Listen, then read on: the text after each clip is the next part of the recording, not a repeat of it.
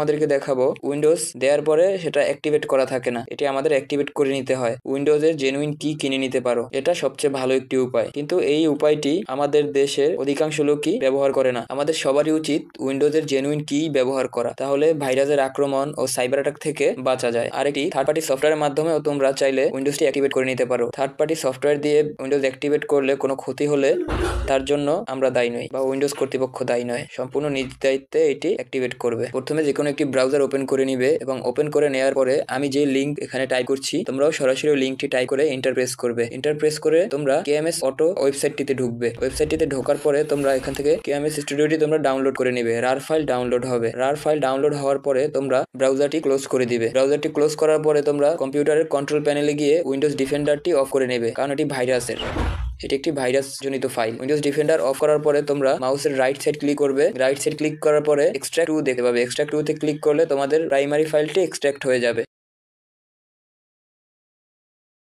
তার ভিতরে আরো একটি ফাইল দেখতে হবে, ফাইলটি পাসওয়ার্ড ইনক্রিপ্টেড। তোমরা পাসওয়ার্ডটি খুলে নেবে, নিচে শিটে পাসওয়ার্ডটি দেওয়া আছে, ওইখান থেকে পাসওয়ার্ডটি দিয়ে ফাইলটি আনজিপ করে নেবে।